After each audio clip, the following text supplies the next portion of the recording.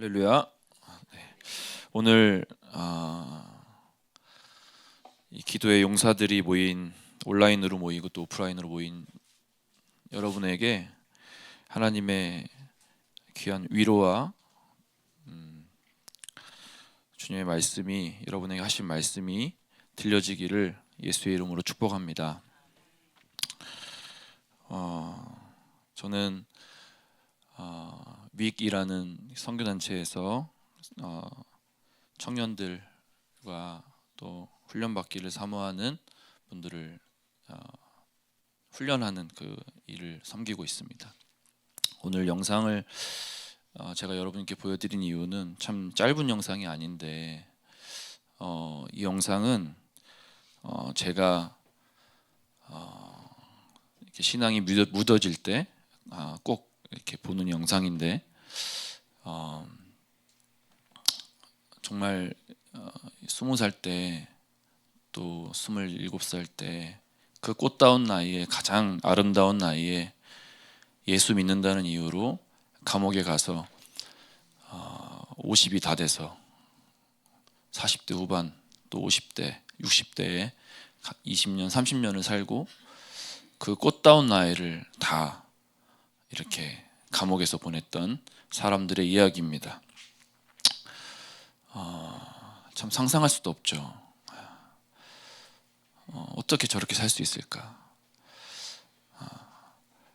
저 영상이 우리에게 주는 교훈이 무엇일까라고 생각할 때 다시 한번 우리 가운데 첫사랑이 회복되기를 소망합니다.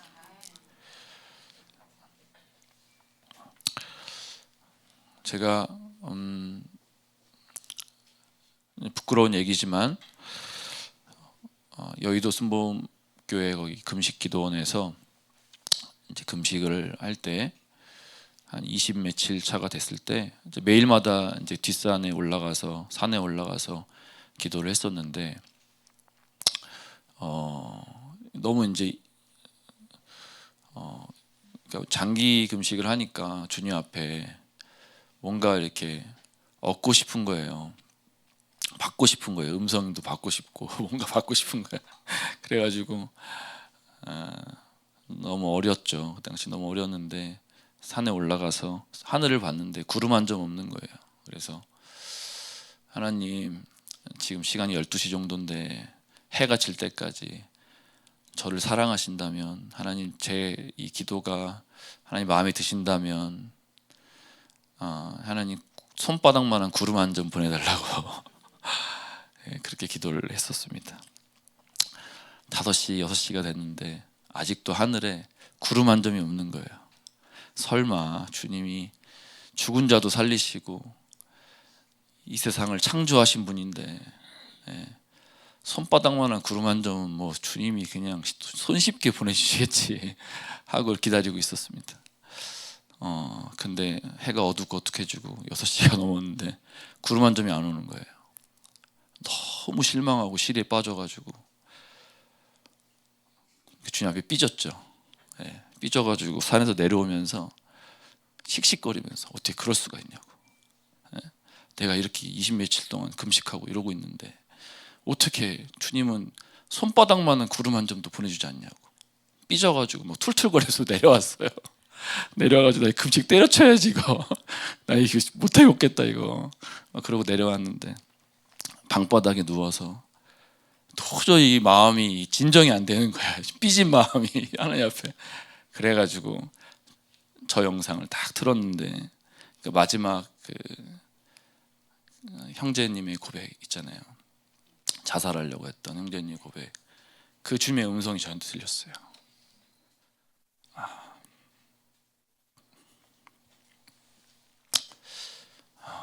내 은혜가 내게 족하다. 이 아버지의 말씀이 너무 저를 부끄럽게 했어요.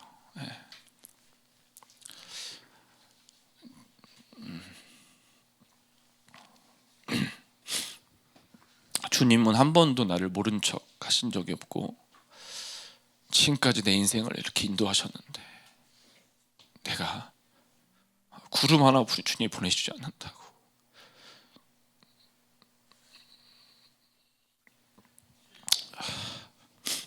네, 그랬던 기억이 납니다. 다시 한번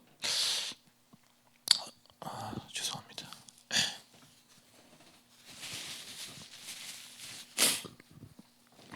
다시 한번 우리의 신앙을 회복하기를 소망합니다. 첫사랑이 회복되기를 소망합니다.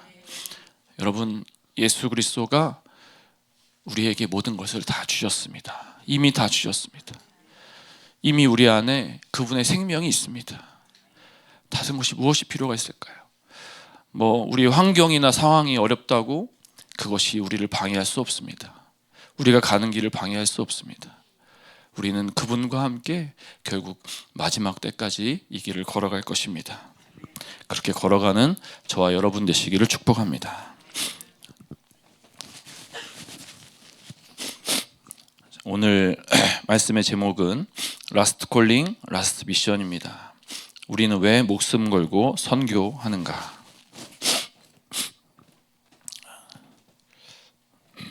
오늘 말씀은 메시아가 누구신가, 그리고 그분이 하시는 일이 무엇인가, 그리고 이 시대에 우리가 해야 할 일이 무엇이며 왜 선교해야 하는가, 그리고 어떻게 선교할 수 있는가에 대해서 함께 말씀을 나누기를 원합니다.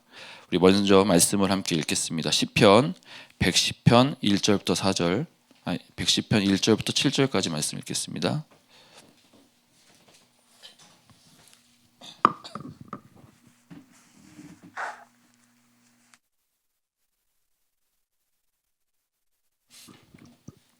네, 함께 저와 여러분이 한 절씩 읽도록 하겠습니다.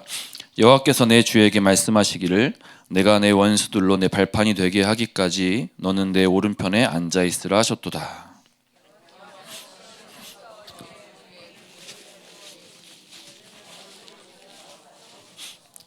주의 권능의 날에 주의 백성이 거룩한 옷을 입고 즐거 연신하니 새벽 이슬과 같은 주의 청년들이 주께 나오는도다.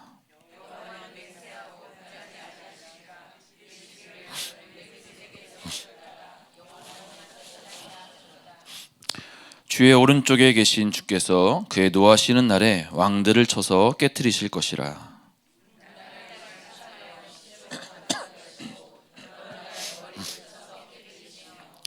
같이 읽겠습니다. 길가에 시냇물을 마심으로 그의 머리를 드시리로다. 아멘. 여러분, 이 말씀은 너무도 잘 아시는 말씀이죠. 너무 유명한 말씀입니다. 메시아 시라고 하는 그런 시편입니다. 여기서 보면은 이 메시아가 누구인지에 대해서 나오고 그분이 무슨 일을 하시는가, 특히 권능의 날이라고 한다는 것은 성경에서 얘기할 때 마지막 때를 얘기하잖아요. 주님이 마지막 재림하실 때 어떤 일을 하시는가에 대해서 얘기를 하는데, 말씀을 보니까 1절에 내 원수들로 내 발판이 되기까지 너는 내 오른편에 앉아 있으라. 그러니까 이 주님의 오른편에 앉아 계셔서 통치하시는 분이다라는 것이죠. 2절에는 주의 권능의 규를 내보내시리니 주는 원수들 중에서 다스리소서.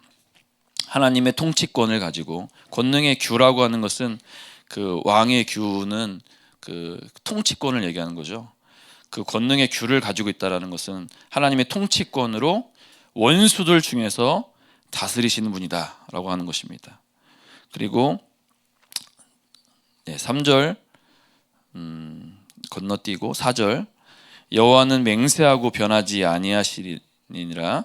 변하지 않는다는 것이죠. 그리고 멜기세덱의 서열을 따라 영원한 제사장이다라고. 자, 그분은 뭐예요? 그분이 하신 말씀은 반드시 지키시는 변하지 않는 영원한 제사장이라고 하는 것입니다. 그리고 5절 말씀해 보니까 주의 오른쪽에 계신 주께서 그의 노하시는 날에 왕들을 쳐서 깨트리실 것이다. 이게 무슨 말입니까? 그분이 노하신대요. 화가 많이 나셨습니다. 그 정말 엄청나게 노하시는 그 날에 세상의 왕들을 쳐 부수신다. 그리고 6절에 하이라이트입니다. 여러분, 너무 잔인하기도 한데, 문 나라를 심판하여 시체로 가득하게 하시고 여러 나라의 머리를 쳐서 깨트리시며. 세상 나라들을요 그냥 죽이시는 게 아니라 잔인하게 죽이시고 깨트리신다. 마지막 날에는 자비가 없어요. 그냥 다 깨트리는 것입니다. 그리고 마지막 7절에 길가의 시냇물을 마심으로 그의 머리를 드신다. 이게 무슨 말일까요? 길가에 시냇물을, 주님이 시냇물을 마실 필요가 있습니까? 그분이 목마르세요? 근데 왜 이런 표현을 하셨을까요? 전쟁 후에 승리한 자의 상징과도 같은, 다 전쟁을 끝내고 물 한 잔 마시는, 그리고 머리를 드시는 그 왕의 모습을 보여주는 것입니다. 그런데 여러분, 여기서 이상한 것이 있어요. 메시아시잖아요. 다 메시아에 관한 것입니다. 그리스도가 마지막 때 어떻게 일하시는가, 그분이 무엇을 하시는가에서 쭉 얘기하고 있습니다. 그런데 3절 말씀을 한번 보십시오. 제가 3절을 건너뛰었잖아요. 3절은 메시아에 대한 얘기가 아니에요. 보세요.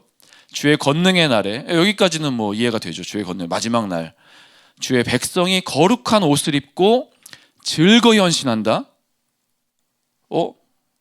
이거 백성에 대한 얘기인데. 그리고 새벽 이슬 같은 주의 청년들이 주께 나온다. 왜 메시아 시편에 여러분 이 말씀이 있을까? 생각해 본 적 있으세요? 제가 엊그저께 이 말씀을 가지고 엄청 고민을 많이 했어요. 사실은 오늘 본 말씀이 이 말씀이 아니었는데 저 말씀이 굉장히 제 마음 가운데 많이 들어왔어요. 근데 의문이 생기는 거예요. 왜 메시아 시편 가운데 왜 하필이면 3절에, 그것도 가운데 주의 백성들이 거룩한 옷을 입고 즐거이 헌신한다고 하셨을까? 여러분, 권능의 날은 무슨 날입니까? 마지막 날이라고 했잖아요. 이것은요, 왕이 거룩한 산에서 군대를 이끌고 전쟁터로 나가시는 날입니다. 왕이 군대를 이끌고 전쟁터로 나가시는 날이에요. 근데 전쟁터로 나가실 때, 자, 어떤 일을 하시는지 보십시오. 주의 백성들이 등장하는 것입니다. 하나님이 그 일을 하시지 않아요. 누구를 앞장서서 하시는 것입니까? 주의 백성들. 근데 주의 백성들은요, 여기서 히브리어로 보면은 지파, 민족, 백성들이라는 뜻을 가지고 있어요. 그러니까 이제 장성한 자들이죠. 어른들을 얘기하는 거죠. 특히 남자들. 자, 이들이 어떤 일을 합니까? 거룩한 옷을 입는다. 그리고 즐거이 헌신한다. 두 가지를 한다는 것입니다. 여러분, 거룩한 옷을 입는다는 게 무엇입니까? 할렐루야. 여러분, 거룩하십니까? 감히 누가 거룩하다고 말할 수 있을까요? 나는 거룩해. 할 수 있습니까? 성경이 분명히 말하고 있죠. 이 땅에 의인은 없는데 한 명도 없다고 얘기하고 있습니다. 그 누구도 나 깨끗해, 나 거룩해, 나 의인이야 라고 말할 수 없다는 거예요. 그런데 의인이 되지 않으면 주님 앞에 갈 수 없는데, 천국에 갈 수 없어요. 그럼 뭐예요? 어떻게 의인이 되는 것입니까? 어떻게 거룩해지는 거예요? 그리스도의 옷으로 옷 입는 자들이 거룩한 거죠. 우리가 군사로 전쟁터에 나갈 때 군복을 입지 않습니까? 잠옷바람으로 전쟁터에 나가는 사람은 없습니다. 우리는 예수 그리스도의 옷을 입고 그분 앞에 나아가는 것이죠. 저는 오늘도 여기 앉아 있으면서 주님으로 저를 채워주세요. 주님으로 저를 덮어주세요. 주님의 보혈로 덮어주세요. 이 기도가 저와 여러분의 매일의 습관적인 기도가 되기를 소망합니다. 습관적인 기도가 그냥 주문을 외우듯이 하는 기도가 아니라 정말 간절히 그분을 갈급하고 갈망하는 그 심령이 저와 여러분에게 있기를 원합니다. 주의 백성이 거룩한 옷을 입는다 그랬어요. 거룩한 옷을 입고 어떻게 옵니까? 억지로 따라가는 거예요. 야, 목사님이 오라고 하니까 리더가 오라고 하니까 뭐 다른 사람들도 가니까 아유 나도 가야지 어쩔 수 없다 그러는 거예요. 주님은 그 헌신을 받지 않으세요. 사도행전에 보면은 사도행전 2장에 성령이 오순절 성령이 임하시고 나서 복음이 선포되고 말씀이 선포되고 사람들이 회개하고 난리가 났습니다. 그리고 나서 특징이 뭐예요? 날마다 집에서 모이고 성전에서 모이고 떡을 떼고 기도하기를 전혀 힘썼다. 날마다 기도하기를 힘썼다 라고 나오는 것입니다. 그런데 또 한 가지 특징이 뭐예요? 자기의 소유를 다 팔아 필요에 따라서 나눠줬다. 그것도 사도의 발 앞에 갖다 놓고 사도들이 그 필요에 따라서 나눠주게 했다라는 것입니다. 궁금한 게 있는 거예요. 아니 나도 먹고 살아야 되는데 꼭 다 팔아야 됐을까? 자기 소유를 다 팔았다고 했거든요. 그리고 그 뒤에 이야기가 아나니아 삽비라 이야기가 나와요, 여러분. 아나니아 삽비라는 자기의 소유를 대부분 다 팔았어요. 그리고 가난한 사람한테 헌금을 많이 했어요. 그리고 뒤진 사람들이에요. 네. 너무 억울하지 않습니까? 네? 헌금하고 죽었다는 거예요. 네. 하나님은 뭘 말씀하고 싶으신 거예요? 마음이 깨끗하지 않았다는 것이죠. 사람들에게 보이려고 전부를 드린다고 얘기하면서 얼마를 감추고 드린 것이죠. 초대교회 공동체는 그러지 않았다는 거예요, 여러분. 전부를 드렸다는 것입니다. 오늘 이 전부 이야기를 할 것인데 여기에 시편 110편의 말씀을 보니까 주의 백성들이 즐거이 헌신했다.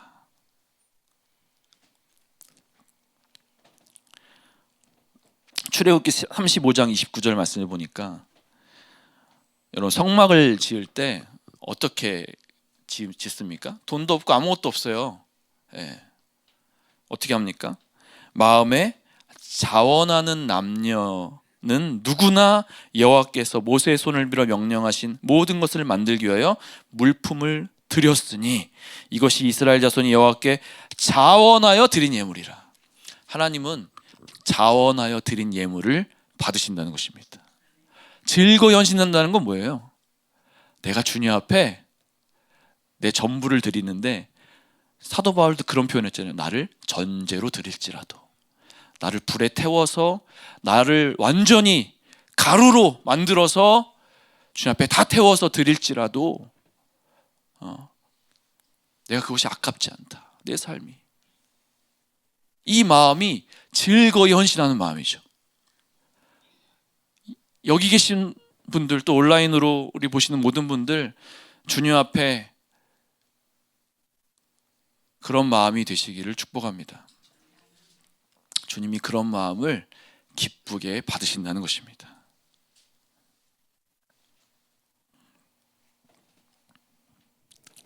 그런데 이 주의 백성들이 장성한 자들이라 했잖아요. 주의 백성들이 거룩한 옷을 입고 구별된다는 것이죠. 그리고 즐거이 헌신하니까 어떤 일이 일어납니까? 여기 뭐 찬양 새벽 이슬 같은 주의 청년들이, 이 찬양 뭐 많이 아는데, 새벽 이슬과 같은 주의 청년들이 주께 나오는도다. 여러분, 청년들이 주께 나오려면 어떻게 해야 돼요? 청년들이 주께 나오려면, 여기서 청년은요 새벽, 또 앞에 붙였어. 여기 청년도 히브리어로 태어난 지 얼마 안 된 소년과 같은 이런 뜻이에요. 그런데 앞에 또 새벽 이슬과 같대. 여러분 새벽 이슬 아시죠?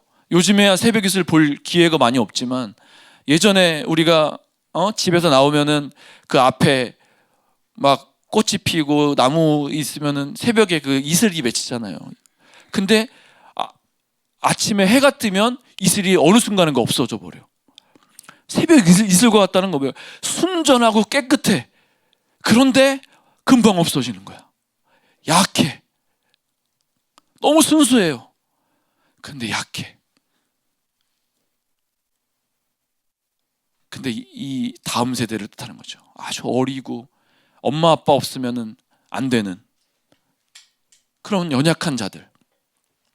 근데 중요한 건 뭐냐면 이 다음 세대들, 청년들이 주님께 나오기 위해서 뭘 해야 된다? 분명히 얘기하고 있어요. 주의 백성이 구별되고 즐거이 헌신해야 한다. 왜 우리나라가, 왜 다음 세대가 무너지고 있고 청년들이 사라지고 있고 교회에서 더 이상 청년 선교사들이 나오지 않고 신학교들이 문을 닫고 있고, 원인이 뭐예요? 여러분, 청년들한테 찾으면 안 되는 거예요. 우리 세대가 우리 세대를 돌아봐야 한다는 것이죠. 나를 돌아봐야 한다는 것이죠. 내가 정말 거룩한 옷을 입고 날마다 즐거이 헌신하고 있는가?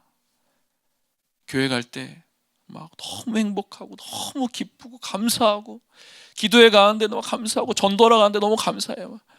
그렇게 가는가? 아니면 뭐 얼굴은 찡그리고 애들한테 짜증 부리고, 야이씨 똑바로 하네, 엄마 바빠 죽겠는데 지금 짜증나고 이런 화난 모습으로 억지로 가는 건 아닌가?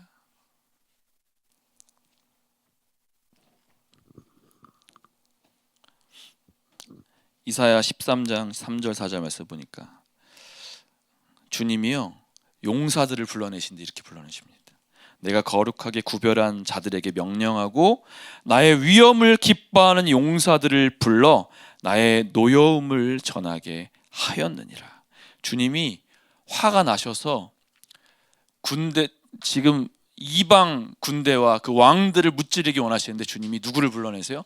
용사들을 불러내신다고 말씀하고 있습니다. 뭐예요? 새벽 이슬과 같은 청년들을 불러내시는 거예요. 그리고 4절 말씀해 보니까 산에서 무리의 소리가 나며 많은 백성의 소리 같으니 곧 열국 민족이 함께 모여 떠드는 소리라. 만군의 여호와께서 싸움을 위하여 군대를 거멸하신다. 여러분, 싸움을 위해서 지금 군대를 모으고 있다는 거 아십니까? 네. 그리고 계시록 19장 14절에 하늘에 있는 군대들이 희고 깨끗한 세마포 옷을 입고 백마를 타고 그를 따르더라. 마지막 때에 뭐예요? 하늘에 있는 군대들이 깨끗한 옷을 입고 세마포같이 희고 정결한 옷을 입고 백마를 타고 그리스도를 따르는 이 군대의 모습을 보여주고 있습니다.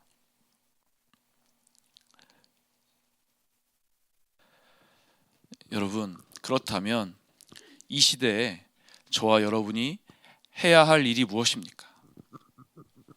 저는 물론 이제 초등학교 때부터 제 이제 꿈이 선교사였어요. 초등학교 때부터.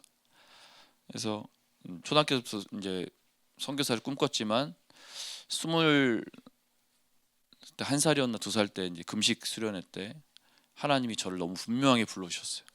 분명히 불러주셨고, 제가 일본 선교사로 있으면서 그 일본 선교사님, 그 단기 선교사로 있으면서 일본 그 선교사님 가정을 보면서 확신을 하게 됐죠. 물론 하나님이 선교사를 불러주셨는데 확신을 하게 된 것은 그 선교사 가정을 보면서, 야, 저거보다도 행복한 게 있을까? 선교사보다 이 세상에 더 행복한 게 있을까? 아무리 생각해봐도 없는 거예요. 어떤 직업을 해도 무슨 일을 해도 저거보다는 행복할 수 없다라는 결론을 내리게 되었어요. 20대 초반에. 그래서 저는 주님께서 주신 부르심을 확신하게 됐죠. 나는 이 길밖에 없다. 그리고 나서 거의 20년 가까이를 선교사로 살았습니다. 일본에서, 카자흐에서, 우즈벡에서, 또 터키에서 거의 20년 가까이 선교사로 살았습니다. 그런데 제가 한국에 나왔어요. 코로나 때 저희 팀이 전체가 다 철수를 하게 되었어요. 거의 10여 명 되는 굉장히 거대한 팀이었죠. 선교지에서 여러분 10명 이상 팀이 있는 선교사님 본 적 있으세요? 저 정말 거대한 팀이었습니다. 굉장히 유명한 팀이었어요. 터키에서 굉장히 유명한 팀이었고, 그런데 한꺼번에 다 철수를 하게 되었어요. 여러 가지 상황 뭐 다 말씀드릴 수는 없고 여러 가지 상황과 여러 가지 어려움들이 있었습니다. 그리고 코로나가 그때는 언제 끝날지 몰랐고, 한국에서는 복귀하라고 명령이 떨어졌고 여러 가지 상황들이 있었어요. 지금 돌아보면 왜 하나님이 나를 지금도 선교하고 싶어서 정말 날마다 그 선교를 갈망하는데 왜 하나님이 나를 이렇게 한국으로 부르셨을까?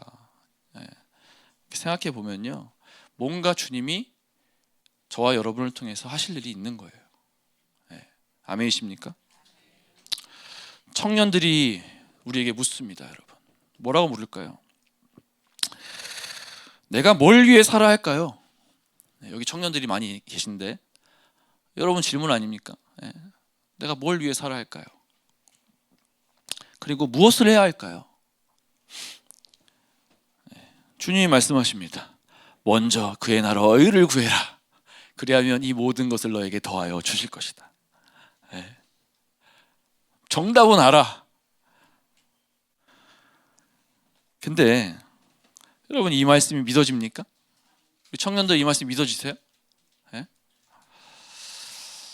하나님의 진정한 목적, 하나님이 기뻐하시는 것을 알고 그 뜻대로 살아간다면 이 모든 것을 너에게 더해 주실 것이라는 말씀이라는 것입니다. 너무 잘하는 말씀이에요. 많은 청년들에게 여러분 꿈이 뭔지 물어봅니다. 이번에도 제가 이제 한 달간 4개월간 이제 GIS라는 훈련을 하고 이제 아마 뭐 자막이나 어디 아마 나갈 텐데 저희 훈련 프로그램이 있는데요. GIS라는 훈련을 4개월 정도 하고 한 달 가량을 이제 그 단기팀을 이끌고 이번에도 터키를 갔다 왔어요. 갔다 이제 귀국한 지 얼마 안 됐는데 이번에 제일 어린 사람이 14살이었어요. 전 몰랐어요. 14살짜리는 호텔도 예약이 안 되더라고. 부모 없이. 몰랐어요. 정말 그런 적이 없었기 때문에 다 그래도 청년 한 20살, 19살 정도는 갔으니까. 근데 이번에 14살부터 15살, 16살, 17살 애들이 되게 많았어요. 그런데 최고령이 몇 살인지 아세요? 최고령이 이번에 78세가 가셨어요. 여기 아마 78세 이상 되시는 분이 없는 것 같은데, 그 다음 나이가 76세. 76세인 분은요, 무릎을 갈아 끼우고 오셨더라고. 선교를 가시려고. 무슨 말인지 아시죠? 무릎을 갈아 끼웠다. 네. 연고를 갈아 끼고 오셨더라고. 그 다음이 73세 담임 목사님. 담임 목사님도 저 정말 너무 감동했는데 자기도 훈련 받겠다고 오셨어요. 그리고 이분들이 한 분도 열애 없이 3박 4일, 4박 5일 동안 돈 한 푼 들이지 않고 아울리치를 집집마다 다니면서 복음 전하고 재워달라고 하는 아울리치를 했어요. 78세, 76세 이 할머니 두 분께서 걸어 다니시면서 차가 어디 있어요? 걸어 다니시면서 전도를 하셨어요. 물론 이제 하루치 호텔비와 하루치 이 밥을 사 먹을 수 있는 돈을 드리긴 드리지만 웬만하면 쓰지 마시라 이렇게 하죠.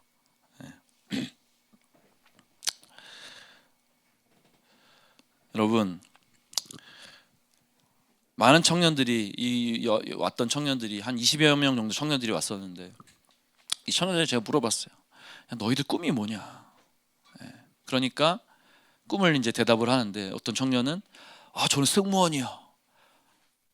어떤 청년은 저는 배우요. 진짜 배우 준비하고 있더라고요. 그 교회가 굉장히 그 연예인이 좀 많은 교회였어요.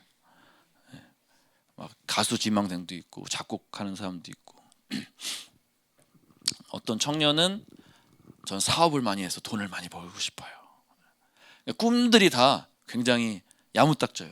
굉장히 아무튼 다양하게 있었습니다.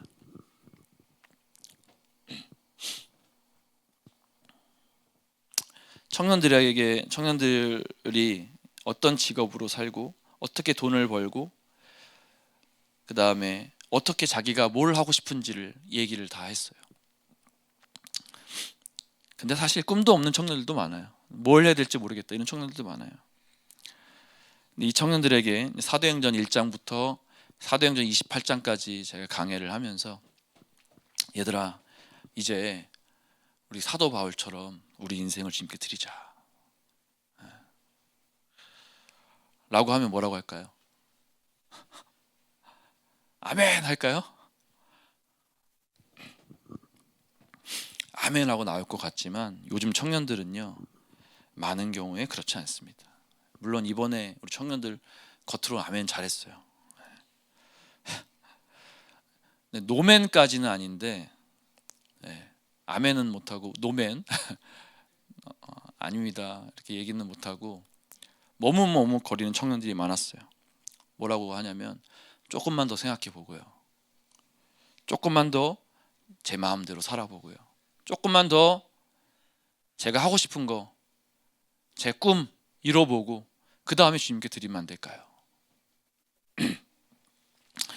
여러분 왜 청년들이 이렇게 대답을 할까요?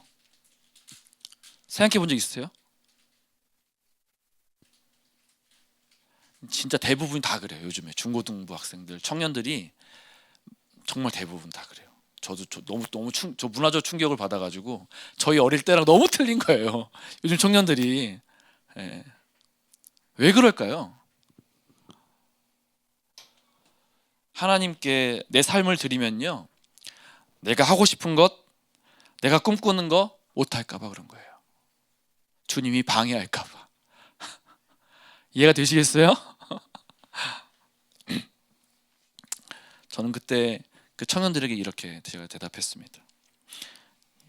사실 너 하나님 믿지 않는구나. 그분이 너의 삶을 완벽하게 인도하신다는 믿음이 없구나. 너는 실수하지만 그분은 실수하지 않는다는 믿음이 없구나.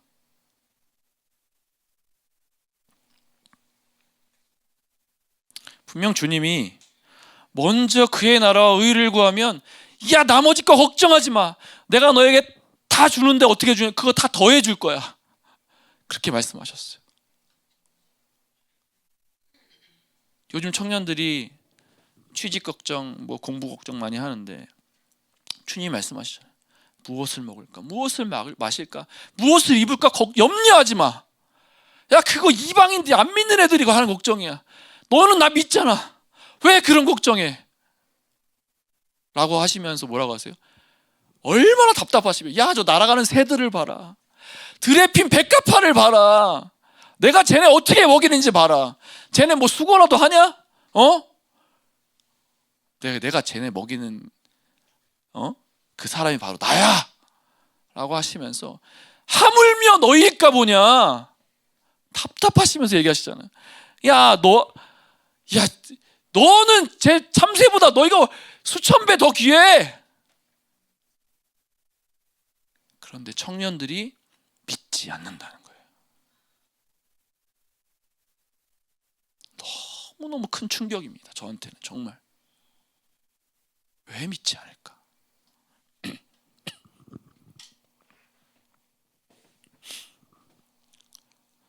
여러분 청년들이 진짜 믿음이 없는 것입니다. 우리가 가슴 치고 회개해야 될 내용입니다. 여러분 교회를 다녀도 주님을 믿는 청년들이, 진짜 주님을 믿는 청년들이 거의 별로 없어요.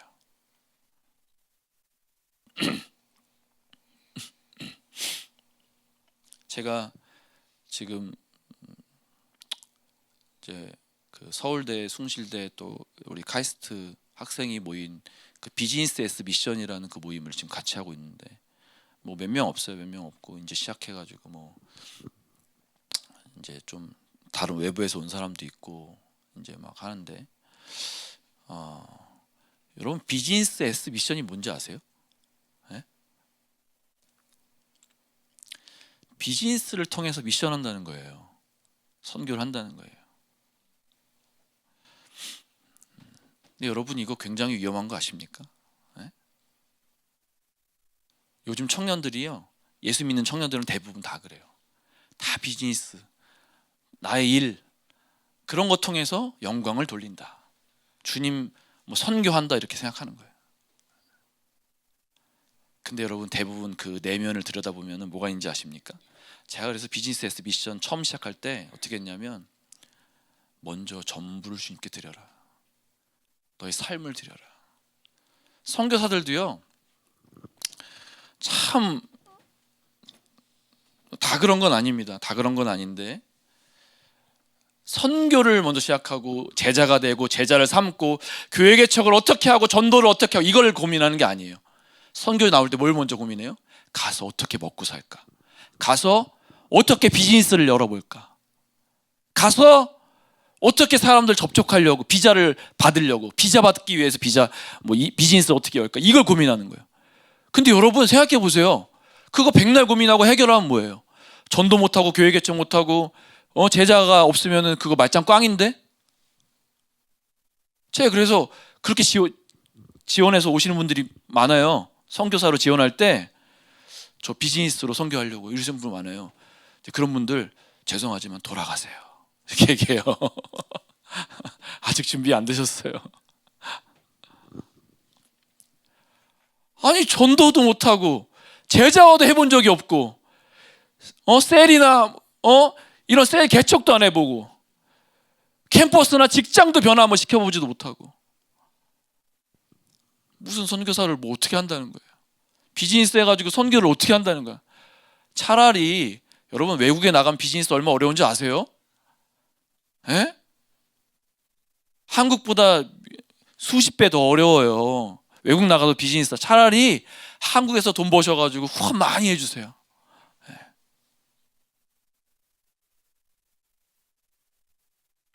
제가 직장 생활을 5년 했습니다. 직장 생활 5년 했는데, 사람들은 제가 대학교 졸업하고, 저는 기계설계과를 졸업을 했는데, 이게 설계를 졸업을 해서 이제 사실은 캠퍼스 때 워낙 이제 전도하고 이런 제자화 하는데 거의 대학 생활을 이렇게 보냈으니까, 사실은 제가 대학교 졸업할 때 많은 분들이 쟤는 신학교 아니면 CCC 간사가 되겠다, 이렇게 생각을 했어요. 네. 아니면 바로 뭐 선교사로 어디 뭐, 그때는 일본에 제가 5년 동안 일본을 갔기 때문에 그때 일본 선교사가 되겠지, 이렇게 생각을 했습니다, 사람들이. 근데 예상을 다 빗나갔어요. 제가 직장에 들어갔습니다. 처음에 그 옛날에 GM대우 그 자동 면속기 그 하는 회사에 먼저 들어갔고, 그 다음에 이제 어떻게 돼가지고 서울에 있는 레이저 회사에 들어가게 되었어요. 레이저 만드는 회사에 들어갔는데, 여러분 제가 회사 생활을 시작한 이유가 있었어요. 저는 선교사라는 분명한 부르심이 있었습니다. 근데 왜 회사를 들어갔을까? 제 자신에게 그렇게 제가 질문했어요. 너는 회사나 캠퍼스는 해봤으니까 회사를 네가 변화시켜보지 못하면 너는 선교사의 자격이 없다. 저는 제 안에 그렇게 생각을 했어요. 그래서 회사를 들어가게 되었습니다. 처음 인턴직으로 첫 월급을 받았을 때 제가 저의 학점을 알고 대학생을 어떻게 했는지 알잖아요. 전 자격증도 하나도 없습니다. 그런데 하나님께서 저를 취직시켜 주셨어요. 너무 감사해서 첫 월급을 주님 앞에 드렸잖아요. 첫 월급을 주님 앞에 드렸는데 주님이 그 다음 직장에 3개월 만에 그 다음 직장에 들어갔는데 3개월 만에 들어갔을 때 그 월급이 2배가 되게 하셨어요. 그러니까 제 삶에는 이런 경험이 너무 많아요. 하나님께 내 전부를 드렸을 때, 내 삶을 드렸을 때 주님이 저를 어떻게 인도하시고 채워주신다는 그 경험이, 그거 안 해주셔도 감사한데 그런 경험을 너무 많이 하게 하셨어요. 근데 너무 안타깝게도 요즘 청년들은 그런 경험을 하지 못하고 살아간다는 것입니다. 아마 여기 계신 많은 성도님들이 그런 경험을 많이 하셨을 거예요.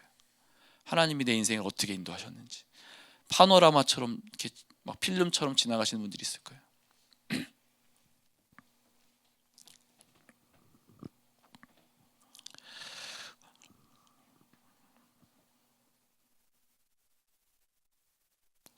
주님이 우리를 하나님의 뜻대로 사용하기를 원하십니다. 그리고 그분이 일을 시작하시고 모든 과정도 마치는 것도 주님이 하신다는 것입니다. 하나님의 카이로스 시간에 그분이 그분의 일을 행하시는데 그것에 하나님의 사람을 동참시키기를 원하십니다. 만왕의 왕이신 그분이 나와 함께 일하기를 원하십니다. 그런데 요즘 청년들은 망설여요. 그것이 싫다는 거예요. 생각해 보세요. 한 나라의 대통령이 나를 불러. 여기 있는 청년 한 명을 불러요. 너 나랑 같이 내 대변인 할래? 나랑 같이 일할래? 대통령이 일한다고 하면 얼마나 영광이에요, 여러분. 가문의 영광이지.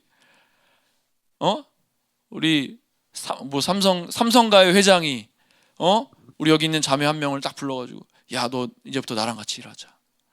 너의 재능과 너의 그 달란트 내가 너를 사고 내가 너와 함께 하고 싶어. 얼마나 영광이에요. 삼성의 회장이 나랑 같이 일하고 싶다. 여러분, 근데요, 만왕의 왕이신 하나님이 나와 같이 일한다는데 싫대. 이해가 되세요? 안 믿는 거예요. 믿음이 없는 거예요.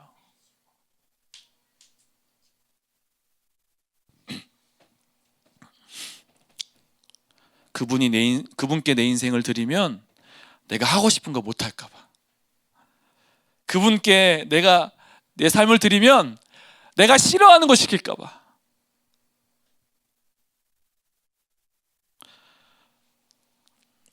저와 여러분은 믿음이 진짜 있습니까? 이 질문이 선행되어야 합니다. 나는 그렇다면 나는 믿음이 있는가? 나는 내 삶의 전부를 주님께 드릴 수 있는가? 재산과 시간과 내 인생과 내 남은 모든 것 주님께 다 걸 수 있는가? 옛날에 올인이라는 영화 있잖아요. 올인이 뭐예요? 도박장에서 그 판에 내 모든 판돈을 다 거는 거예요. 그 올인이라고 하잖아요. 우리 청년들은요, 가진 게 별로 없으니까 올인하기 편해요. 가진 게 전 재산이 뭐 한 10만 원, 20만 원인데 그거 뭐 까짓 거 들여버리지 뭐 이렇게. 그런데 우리 장년들은 어때요? 다들 집을 가지고 계시기 때문에 집 사라고 하잖아요. 집 계신 분도 있고 뭐 없는 분도 있겠지만 그래도 청년보다는 많을 거 아니에요. 그러니까 진짜 전부를 드리면 우리도 사실 그런 거예요. 우리도 내가 진짜 하나님을 믿고 있는가 돌아보셔야 한다는 거예요. 사도행전 2장에 나오는 것처럼 정말 우리도 그 시절에 그 마지막 때를 살았던 그 사람들처럼 우리도 우리의 모든 것을 다 주님께 드릴 준비가 되어 있는가, 그리고 실제로 주님께 드리고 있는가. 이게 너무 중요한 질문이에요. 믿음과 연관된, 나는 진짜 믿는 사람인가? 주님이 말씀하시면 가난해도 부해도 아파도 고난당해도 주님 제가 여기 있습니다, 제가 하겠습니다 라고 말할 수 있는가? 10%의 믿음이 있는가? 성경에서 믿음을 이야기할 때요, 80% 믿음, 90% 믿음 이렇게 얘기하지 않아요. 여러분, 사실 80%, 90% 믿는 것도요, 믿는 게 아니에요. 10%, 20%를 안 믿는다는 거잖아요. 믿는 게 아니에요.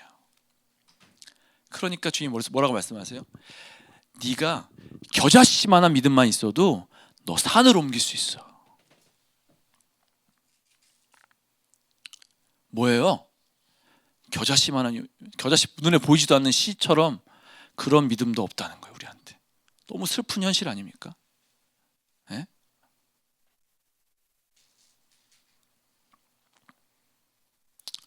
제가 너무 부끄럽지만 제 얘기해서 너무 죄송한데, 어떤 수련회 때 제가 이제 산에 올라가서 산기도를 이제 거의 매일매일 가서 산기도 했는데, 산에 가서 기도할 때 어떤 청년이 따라온다는 거예요. 근데 그 청년이 굉장히 좀 이렇게 영적으로 혼미한 청년이었어요. 근데 같이 기도하고 싶다. 그래서 따라와라. 그래서 근데 눈이 막 엄청나게 쌓였을 때 산에 올라가서 같이, 이제 산은 아니고 약간 뒷동네 약간, 산이라고 하니까 좀 제가 좀 약간 부끄러운데 산은 아닙니다. 아무튼 뒤에 조금 올라가면 있는 그 언덕 같은 곳에 올라가서 이제 기도하는데, 막 샬라샬라 막 주여 막 기도를 하기 시작했습니다 했는데, 하나님이 갑자기 그 형제 기도를 시키시는 거예요. 그래서 막 그 형제를 놓고 막 주여 하는데, 갑자기 여러분, 이거는 뭐 제 개인적인 체험입니다. 이거 뭐, 예, 이거 뭐 제 개인적인 거기 때문에 막 기도를 하는데 막 검은 물체가 막 나오기 시작하는 그 형제한테. 예. 근데 그 형제가 굉장히 좀 이렇게 거짓과 어떤 그런 것으로 좀 가득 찼던 형제 같아요. 잘 모르겠지만. 근데 막 나오는데 끝이 없이 나와, 막 검은 물체가. 그래가지고 제가 너무 끝이 없이 나오니까 안 되겠다, 이거 두루마리 주시처럼 말아야 되겠다. 또 얘네들을 다 막 말았어요. 다 나오는 것들 다 말았어요. 말고 막 쥐야 했는데 얘네들 막 다른 데 갈 것 같은 거예요. 그래서 막 파이어 하면서 막 다 태워버렸어요. 이거를 막 불이야 하면서 성령이 불러 태워질지어다 하면서 막 이렇게 막 하고 뭐 기도를 했어요. 근데 실제적으로 이게 소멸된 거를 같은 느낌이 들었어요. 제가 막 기도를 하는데, 그리고 이제 기도 끝나고 영장에서 내려가는데 그 형제가 선교사님, 저기 저희 방에 오셔서, 저기 그때 한 11시 넘었어요, 밤에. 근데 우리 또 11시 넘었는데, 그때 그 당시에 이제 라면 하나 그거 가실래요? 그러는 거예요. 그래서 또 그 유혹을 또 못 참잖아요. 그래서 형제 방, 제가 또 형제들 굉장히 좋아해요.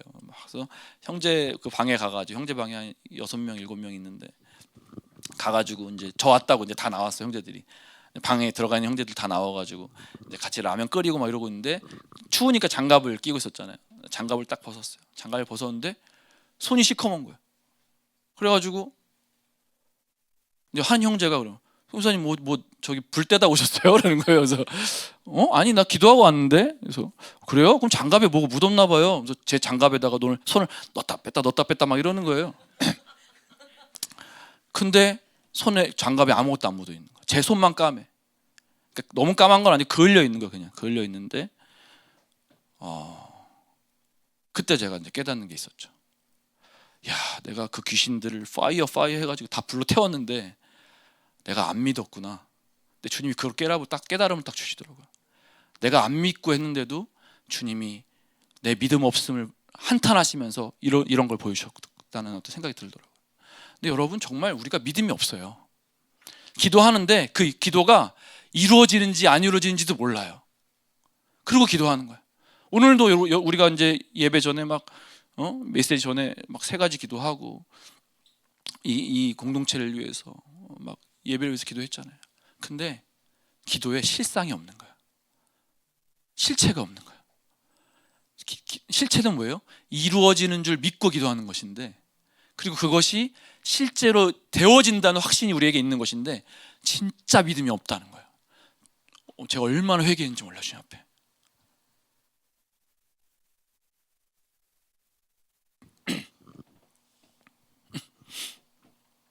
주님이 우리에게 말씀하십니다. 믿음이 없는 자여, 왜 의심하느냐? 나사로가 죽어서 슬피 울고 있는 누이들에게 주님이 이렇게 말씀하십니다. 돌을 옮겨 놓으라 라고 하니까 뭐라 그래요? 어우 주님, 어우 지금 나흘이나 지나가지고 썩은 냄새가 진동을 해요. 어우 울다가 막 이렇게 왜 하는 거예요? 네. 무슨 말이에요? 시체가 썩었다는 거야. 썩고 있다는 거야. 더 이상 불가능하다는 거야. 주님이 죽기 전에, 썩기 전에 오셨으면 고쳐주셨을 텐데 썩으니까 이제 못한다는 거야. 근데 주님이 뭐라고 말씀하세요? 네? 뭐라고 말씀하세요? 내가 믿으면 하나님의 영광을 본다고 하지 않았느냐. 뭐예요? 믿음이 없는 거예요. 예수님을 코앞에 두고도 믿음이 없는 거야. 여러분, 우리는 예수님 앞에 있으면 믿겠어요? 에?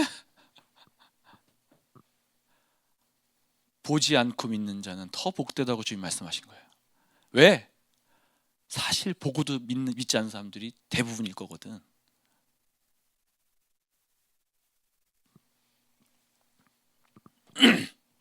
믿음이 있는가? 정말 하나님을 믿고 있는가? 한 가지 중요한 질문은 뭐예요? 당신은 진짜인가? 가짜인가? 전 아까 20살 때 감옥 가서 50살이 돼서 감옥에서 나오신 분들, 근데 저분들 얼굴 표정이 어때요? 천사 같아. 한 명도 얼굴 찡그리고 내가 죽었다가 살았다, 다시는 예수 믿나 봐라 그런 분도 있어요? 얼굴이 해와 같이 밝아. 막 저 얼굴이 너무 부러운 거야. 막 영상 볼 때마다 제 거울을 봐요. 나는 그렇게 해와 같이 밝은가? 어떤 상황과 환경에도 나에게 저런 믿음이 있는가?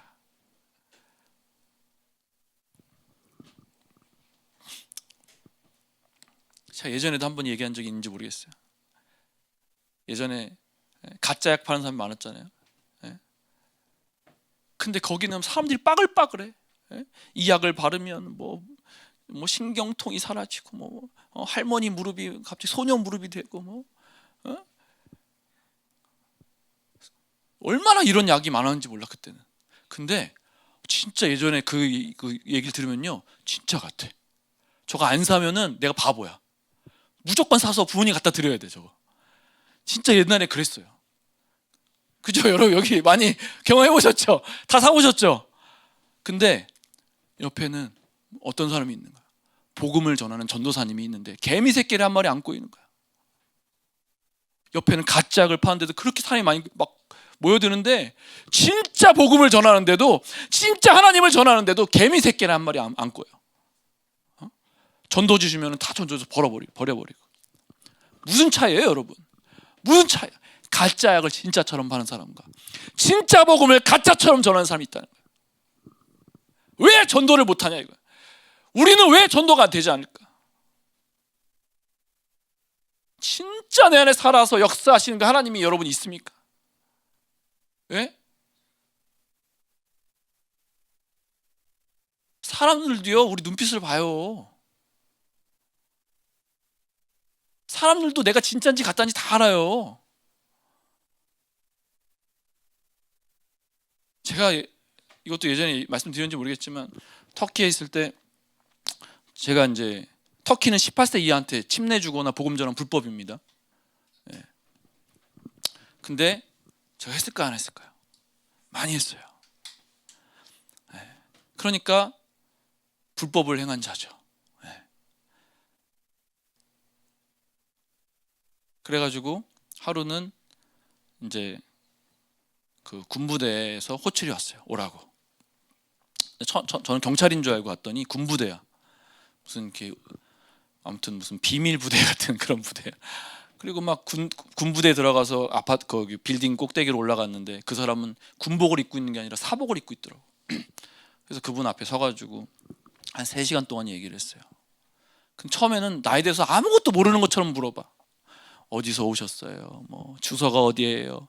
전화번호가 뭐예요? 가족은 어떻게 돼요? 막 모르는 것처럼 물어봐. 그 다음에 어떻게 돼? 예? 그래서 제가 다 대답해드렸지. 그 다음에 중요한 질문, 너는 종교가 뭐예요? 물어보는 거야. 종교가 물어보면 뭐예요? 여러분, 찬스잖아, 찬스. 찬스 중에 대박 찬스 아닙니까? 예? 종교는 물어보잖아. 난 하나님 믿는다. 난 예수님을 믿는다. 너는 뭘 믿냐? 제가 물어봤죠. 나는 당연히 무슬림이지. 그러는 거예요. 그때부터 뭘 하기 시작했을까? 복음을 전하기 시작한 거예요. 예. 이건 뭐 찬스잖아. 복음을 전했습니다. 복음을 전했는데, 복음을 막 신나게 전하고 나서 그 사람이 얘기를 하는 거예요. 내가 사실 너 선교사인 거 다 알아. 내가 너 누구한테 침 내주고 누구한테 복음 전하고 18세 이하 애들한테 다 침 내주고 복음 전하는 거 내가 다 알아. 어디 도시 왔다 갔다 하면서 내가 너 거기 왔다 갔다 한 기록 내가 다 가지고 있어. 그러면 지랄, 아유 그거 진작 진작 얘기하지. 왜 다 얘기한 다음에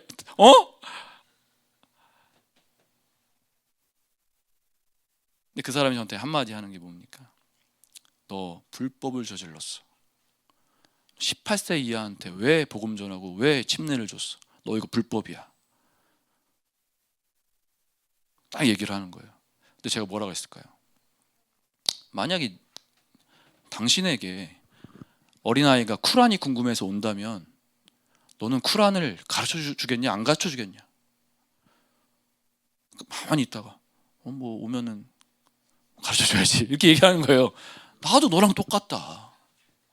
아니 성경이 궁금해서 오는데, 아니 그럼 나는 안 가르쳐 주냐? 나도 가르쳐 줬다. 그것뿐이다. 그렇게 얘기했습니다. 여러분, 우리가 부끄러울 게 뭐가 있어요? 예? 아니 추방 당하면은 아니 얼마나 영광이야. 복음 전하다 추방 당하면 얼마나 영광이야. 근데 그 사람이 저한테 해준 말이 너무 부끄럽지만 제가 나누기로 하네요. 너는 진짜구나. 저한테 그 말을 해줬어요. 너는 진짜 선교사구나. 그러니까 선교사 중에서도 아직도 이 터키가 공산국가 같이 이렇게 돼 있기 때문에 여러분, 선교사인 척 와가지고 비즈니스하고 선교사인 척 와가지고 사람들, 거기도 이제 여러 종족들이 살고 아직도 쿠르드족이랑 막 테러 일으키고 있기 때문에 선교사들한테 굉장히 예민하다고요. 예? 막 얘네들 세뇌해가지고 막 이 나라를 정복하게 하고 이 나라를 막 공격하게 하고 하면 어떨까? 이런 것 때문에 굉장히 예민하다고요. 근데 저한테 그러는 거야. 너는 진짜 선교사구나. 예. 이제부터 앞으로 너랑 나랑은 친구야. 무슨 일 있으면 나한테 연락해. 아직까지 15년이 지났는데도 16년째인데도 아직까지 추방을 안 당하고 있다는 겁니다. 아직도 터키를 왔다 갔다 하고 있어요. 그 이후로는 한 번도 연락한 적이 없습니다. BTS 앨범을 갖다 달라 했는데 한 번도 갖다 준 적도 없고. 여러분, 다시 한번 우리가 질문해 봐야 돼요. 지금도 마찬가지예요. 지금도 저는 저에게 질문합니다. 너 진짜냐 가짜냐? 날마다 질문해야 되는 거예요. 오늘 나는 진짜인가? 오늘 나는 진짜 예수의 제자로, 예수의 자녀로, 거듭난 자로 내가 살아가고 있는가? 너무 중요한 질문이라는 것입니다, 여러분. 그렇다면 두 번째 중요한 질문이죠. 그렇다면 왜 우리는 선교해야 하는가라는 질문입니다. 이 믿음과 선교가 도대체 무슨 상관이냐? 사도 바울이 이렇게 얘기합니다. 로마서 15장 20절 말씀 제가 한번 읽어드릴게요. 또 내가 그리스도의 이름을 부르는 곳에는 복음을 전하지 않기를 힘썼노니 이는 남의 터 위에 건축하지 아니하려 함이라. 기록된 바 주의 소식을 받지 못한 자들이 볼 것이요 듣지 못한 자들이 깨달으리라 함과 같으니라. 사도 바울이 분명히 얘기합니다. 주님이 나를 부르신 것은 복음을 듣지 못한 자들을 위함이라는 것입니다. 무슨 말인지 이해가 되시겠어요? 사도 바울이 얘라면 안 되죠. 그분께서 왜 1차, 2차, 3차 전도 여행을 다니시면서 수백 킬로 막 계속 왔다 갔다 하시면서, 그때는 뭐 차가 있어요, 비행기가 있어요, 뭐가 있어요? 예? 걸어 다니면서 나귀도 타고 배도 타고. 배가 뭐 지금처럼 좋은 배였습니까? 막 출렁하면은 막 하고 요거이트도 하고 막 되게 얼마나 힘들었을까? 예? 그런 여정 가운데 살면서 왜 그렇게 움직이면서 복음을 전했을까? 사도 바울은 분명한 원칙이 있었던 거예요. 무슨 원칙이에요? 복음이 전해지지 않는 곳, 복음이 전해지지 않는 가정, 복음이 전해지지 않았던 도시 찾아서 다닌 거예요. 그러니까 맨날 다니는 거예요. 그래서 여러분, 사역자가 3가지 준비할 거 있다 하잖아요. 예? 그거 아시죠? 첫 번째는 뭡니까? 항상 뭐 해야 돼요? 죽을 준비. 두 번째는 뭐예요? 항상 복음 전할 준비. 예. 세 번째가 중요해요. 세 번째가. 첫 번째, 두 번째는 뭐 우리 다 돼 있잖아요, 그죠? 세 번째는 뭡니까? 항상 이사할 준비. 예. 사역자는 3가지가 준비되어 있었는데, 여러분 준비되어 있으십니까? 너무 많아. 근데 우리가 당근이라는 게 있어서 얼마나 좋습니까? 다 갖다 팔아 그냥. 예. 잘 안 쓰는 거 다 갖다 팔아 가볍게. 예.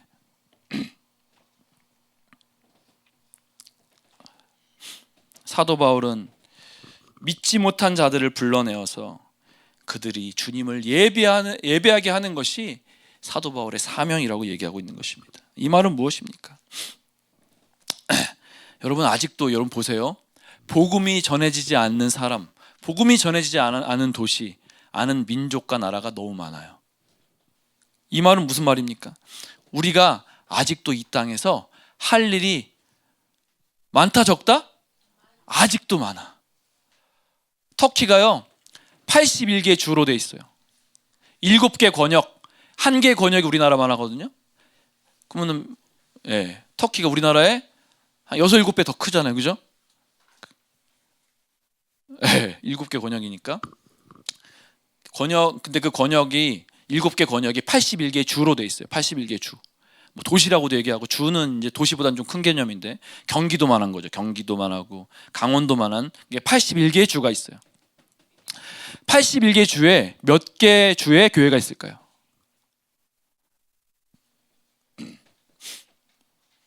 아직도 50% 주에는 교회가 없어요. 모르겠어요. 요즘에 더 많이 개척해서 많이 되는지 모르겠지만, 제가 있을 때만 해도 50%밖에 없었어요. 그래서 저희 전략이 뭐냐면, 중부 지역이 그 13개 주로 돼 있거든요. 중부 지역이. 그러니까 한 개 권역을 저희가 복음화하자. 한 개 권역에 100개의 교회를 개척하자. 그런 마음으로 13개 주에다가 교회를 개척했는데, 7개 주에다가 가정교회를 개척을 했어요. 그래도 아직 많이 주가 남아 있었죠. 근데 우리나라는 어때요? 경기도에 교회가 몇 개 있어요? 셀 수가 없죠. 강원도에는 몇 개 있을까요? 강원도에는 좀 몇 개 없을 것 같은데, 그죠? 그래도 셀 수가 없어요. 그런데 터키만 가봐도, 여러분 터키 많이 가보셨죠? 성지순례로 안 가보셨어요? 주여, 가보셔야죠. 터키만 가봐도요, 경기도만한 땅에 교회가 없는 데가 너무 많아요. 지금 뭐 하고 앉아 있는 거예요, 우리 지금? 뭐 하고 앉아 있는 거예요? 아직도 복음을 못 듣는 사람들이, 복음을 못 듣고 죽어가는 사람들이 너무 많아요.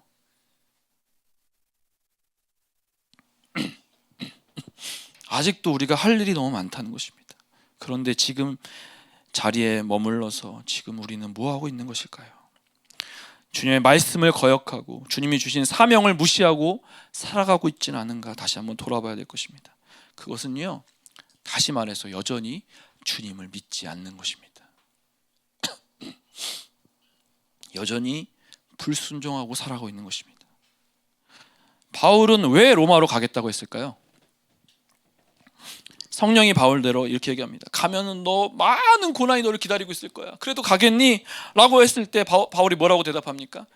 나의 달려갈 길과 주 예수께 받은 사명, 곧 하나님의 은혜의 복음 증거하는 일을 마치려 하면은 나의 생명을 조금도 귀한 것으로 여기지 아니하노라. 성령이 오히려 막 너 고난 받을 거야, 너 죽을 수도 있어, 너 그래도 갈 거야 라고 했는데, 사도 바울은 뭐 얘기해요? 나는 달려가야 돼. 나의 달려갈 길이 있어. 가서 뭐 해야 돼요? 나의 사명, 무슨 사명? 하나님의 은혜의 복음 증거하는 사명이 내 안에 있다. 누구에게? 땅끝까지. 그 당시 로마가 땅끝이라 생각했죠. 땅끝까지 내가 복음을 전하는 사명이 내 안에 있었던 거예요.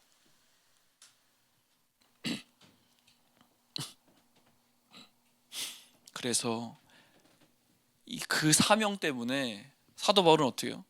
분명히 돌에 맞아가지고 사람들이 이렇게 숨쉬나 보고 막 이렇게 심장 뛰나 이렇게 들어보니까 안 뛰어, 심장이 숨도 안 쉬어. 그러니까 들어가지고 성 밖에 던졌어요.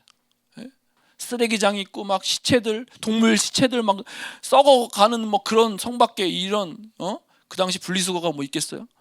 그냥 다 밖에 던지는 거지, 성 밖에. 그곳에 사도 바울이 같이 내동댕이 서졌습니다. 그런데 귀신처럼 다시 휙 일어나는데 돌에 맞아서 죽을 정도로 맞았으니까 막 여기저기 다 쥐어 터지고 막 눈은 한쪽 안 보이고 코는 막 피가 이렇게 나오고 이빨 다 부러지고 다리는 절고 손 하나 못 쓰고 이러고 덜덜거리고 가지 않았겠습니까? 아니 이 상태면 의사한테 가야지. 이 상태면은 치료받고 가야지. 다시 그 상태로 어디로 들어가요? 성 안으로 다시 들어가. 조금 전에 나한테 돌 던지는 애들 또 들어가. 이거 미치지 않고서야 이거 미친놈이에요 진짜. 와, 어떻게 그럴 수 있을까? 이해가 안 돼. 제가 이 메시지를 100번도 넘게 전한 것 같은데 지금도 이해가 안 돼. 도대체 나랑 뭐가 다른 거야? 이 사도 바울은 나하고 뭐가 다른 거야 도대체? 뭐 때문에 사도 바울이 이렇게 미치도록 사도 바울이 이 사명 때문에 복음 전하지 못해서 미치게 만들었는가? 뭐예요 여러분? 다메섹 도상에서 주님 만났기 때문에 그런 거예요. 억지로 한 게 아니라고요. 누가 시켜서 가는 게 아니에요. 하나님이 야 너 복음 안 전하면 너 나한테 죽어? 협박당한 게 아니에요 여러분. 주님 만나서 그동안 지가 어떻게 했어? 믿는 사람 핍박하고 너무 죄송하잖아. 회개했잖아. 그리고 와서 뭐 한 거야? 나를 용서하고 나를 받아준 그 하나님의 사랑이 내 안에 넘쳐나는 거야. 이 사랑을 내가 전하지 않으면 내 심장이 터질 것 같은 거야. 그러니까 또 죽을 거, 또 돌에 맞을 거 알면서 또 들어가. 우리에게 이 심장이 있느냐, 이 주님의 눈물이 있느냐라는 것입니다.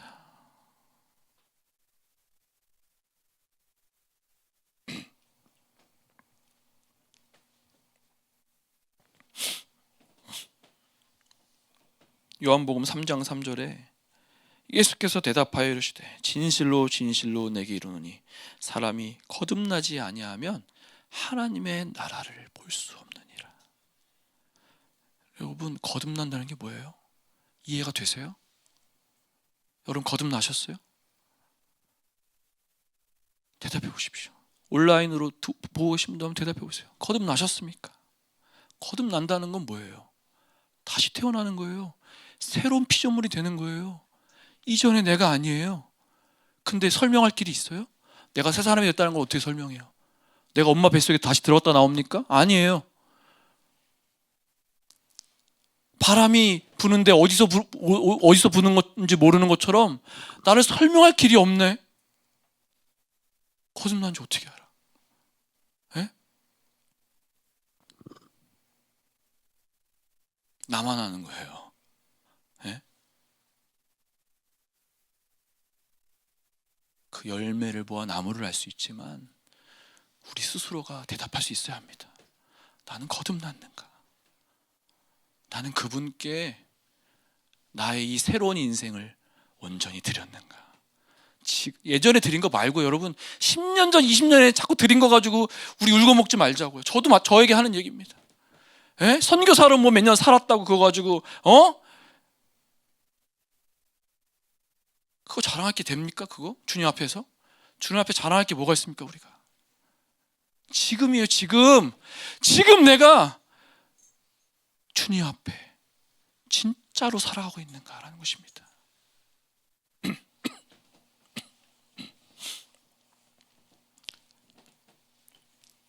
지금 시대는 거듭난 청년들을 찾아보기가 쉽지가 않아요.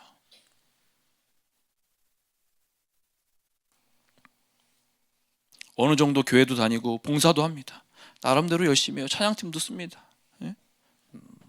그런데 전부를 드리지는 않습니다. AD와 BC가 완전히 뒤바뀐 것처럼 그런 청년들 찾기가 쉽지가 않아요. 온전히 그분을 위해 살지 않는다는 것입니다.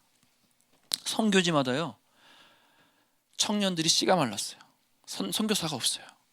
제가 지금 거의 15년 됐는데도 여전히 막내 중에 몇 번째예요. 저도 좀 있으면 50인데, 예. 20, 30대 선교사가 없어요, 여러분. 예.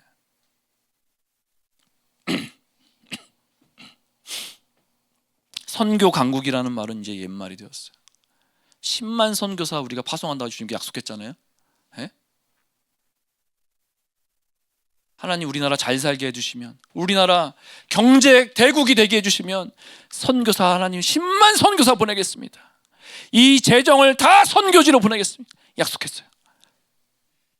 웬걸 잘 사니까 이제 어떻게 됩니까? 다 세속주의적 그리스도인이 돼버리는 거예요. 여러분, 선교의 꽃, 선교의 시작이라고 할 만큼 여러분 모라비안 공동체가 있었습니다. 모라비안 공동체는요 24시간 기도하고 예배하는 공동체예요. 그런데 24시간 기도하고 예배하는 공동체, 저희처럼 기도 많이 하는 이런 공동체는요 뭐를 하는지 아세요? 선교에 미치는 공동체가 돼요. 왜? 주님의 갈망이 거기 있거든. 기도하고 예배하면 하나님의 갈망과 하나님의 눈물을 보게 되거든. 하나님의 방향을 보게 되거든. 무슨 방향이에요? 백투 예루살렘 방향 아닙니까? 이상하게 저도 예루살렘에 대한, 이스라엘에 대한 교육을 한 번도 받은 적이 없었어요, 어렸을 때.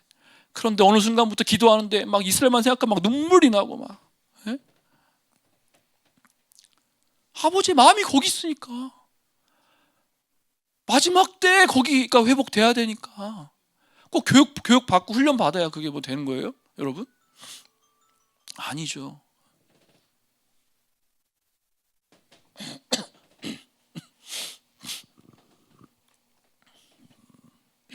거듭난 사람은 그 예수님이요 그 안에 계십니다. 예수의 심장이 거기 안에 있다는 것입니다. 가지 않으면 터질 것 같은 예수 그리스도의 심장이 있는 것입니다. 주님 위에 살지 않으면, 내 인생을 전부 다 드리지 않으면 안 될 것 같은 그 주님의 눈물이 내 안에 있는 것입니다. 그게 거듭난 사람이에요, 여러분. 눈물이 있습니까? 주님 생각하면 눈물이 있어요? 터질 것 같은 심장이 있어요? 네? 바울은 끝까지 그의 삶의 여정이 끝날 때까지 달려갔습니다. 진짜 로마로 가서 죽었어요. 마지막 사명을 완수하고. 베드로도요. 그 로마에 화재가 났을 때 베드로가 이제 피해서 기독교 핍박이 일어나잖아요. 핍박이 일어나서 막 이제 그 불타는 도시를 뒤로 하고 이제 막 가는데 주님이 나타나셨어요. 빛으로 나타나셨어요. 그리고 그 주님이 그 도시 안으로 걸어 들어가시는 거예요. 그러니까 주님, 이제 베드로가 뭐라고 해요? 주님, 어디로 가십니까? 그러자 주님 뭐라고 하세요? 네가 버리고 간 그 도시를, 그 백성들을 내가 구원하러 내가 다시 들어간다. 그러니까 베드로가 뭐라고 합니까? 주님, 죄송합니다. 제가 다시 들어갈게요. 제가 들어갈게요. 하고 뒤돌아서 다시 그 도시, 불타는 도시로, 기독교인들을 잡아서 죽이는 그 도시로 들어가서 베드로가 거꾸로 십자가에 못 박혀서 죽지 않습니까? 저와 여러분이 이 사명을 감당하지 않으면 주님이 다시 들어가세요. 저와 여러분이 그곳으로 가야 되지 않겠습니까? 불타서 다 죽어가는 그 영혼들에게, 여전히 예수님 예자도 듣지 못하고 죽어가는 그 불쌍한 영혼들에게,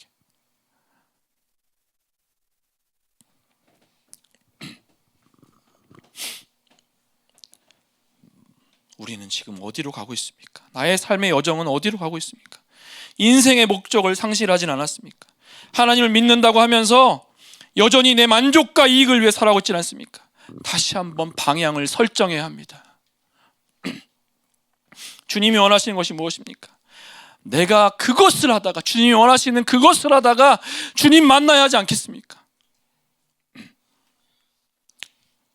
바로 지금 이 순간 순종하겠습니다. 주님, 제가 거기 있기를 원합니다. 즐거이 기쁨으로 주님 만나기 전에 주님 원하시는 그곳에 있기를 원합니다.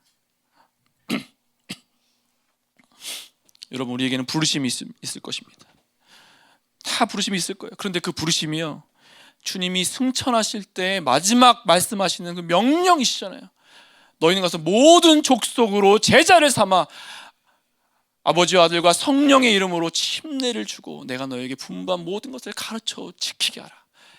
그러면 보라, 세상 끝날까지 내가 너한테 약속하마 내가 너와 함께 할 것이다. 모든 민족을 제사합니다, 여러분. 그게 주님이 승천하실 때 마지막 하신 거예요. 여러분, 성경에 보면요, 서로 원칙이 많이 나와요. 서로 원칙 뭔지 아십니까? 서로 사랑하라, 서로 위해서 기도해줘라, 서로 줘라, 나눠줘라. 서로 원칙 굉장히 많이 나옵니다. 그런데 예수님이요, 마지막 말씀은 서로 원칙 하나도 없어요. 네? 뭐예요? 마지막 대사명입니다, 여러분.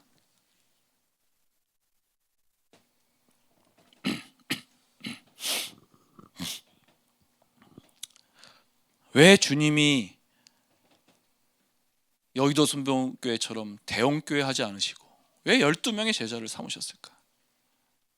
네? 그때 여러분, 제가 이것도 비즈니스에서 미션 하면서, 우리 여기 있는 지체들 몇 명 왔는데 비즈니스 미션 하면서 제가 궁금해서 질문한 거예요. 야, 왜 12명의 제자들은 주님이 콜링하실 때 분명히 돈도 필요할 거 아니야. 그러면은 아니 세리도 있고 좀 한두 명쯤은 야, 너희들 일하면서 날 따라와 라고 할 수도 있잖아요. 안 그래요? 아니 비즈니스 한두 명은 12명이나 되니까 비즈니스 한두 명은 좀 마련해 놓으시든지, 아니면 12명 중에 말고 좀 주변에 있는 사람들에게 비즈니스 하는 사람들을 좀 몇 명 따라와, 우리 좀 서포트해라 할 수 있잖아요. 왜 주님이 그거 하지 않으셨을까? 12명 보세요. 그물을 버리고 나를 따라와. 이제는 고기가 아니라 사람을 낚는 어부가 되게 해줄 거야. 넌 될 거야. 제자들이요, 다 자기의 가족도 내려놓고 자기의 직업 내려놓고 예수님 따릅니다. 제자의 제일 원칙이 뭐예요? 제자의 제일 원칙, 모든 것을 버리고 예수를 따르는 자입니다. 여기에 1%도 남으면 안 돼요. 제자가 아니에요. 모든 것을 버리고. 그래서 주님이 12명에게 시범을 보이신 거예요. 제자가 무엇인가를 보여주신 거죠. 주님이 내려놔, 너 버려, 그리고 나를 따라와 라고 하실 때 여기 미련이 나오면 안 돼요. 그건 제자가 아니라는 거죠. 주님이 말씀하실 때, 여러분, 제가 이렇게 얘기했다고 막 여러분 다 직장 때려치고 막 그러시면 안 돼요. 오늘 그렇지 않겠지만 주님이 말씀하실 때, 야, 너 이제 내려놔라, 너 이제 그만해, 그리고 나를 따라와. 풀타임으로 복음 전하자. 이게 레위인이에요. 레위인은 뭐예요? 가나안 땅을 다 점령했을 때 12지파에게 땅을 나눠줬잖아요. 그런데 다 같이 싸웠는데 레위 지파한테는 기업을 나눠주지 않았어요. 내 기업은 어디 갔습니까? 왜 나는 기업 안 줘요? 우리도 땅 주셔야죠. 우리도 같이 싸우고 우리 힘들었는데. 그런데 주님이 뭐라고 말씀하십니까? 내가 너의 기업이 될 것이다. 이야, 이거 뭐 게임 끝난 거죠, 여러분. 주님이 내 기업이 되겠다는데. 근데 안 믿는 사람들은 이 말을 싫어해요. 90% 믿는 사람들은 이 말을 싫어해요. 아니 10%라도 좀 기업 주시지, 그래도. 아니 조금이라도 좀 주시면 안 되나? 여러분, 믿는 자가 되시기를 축복합니다.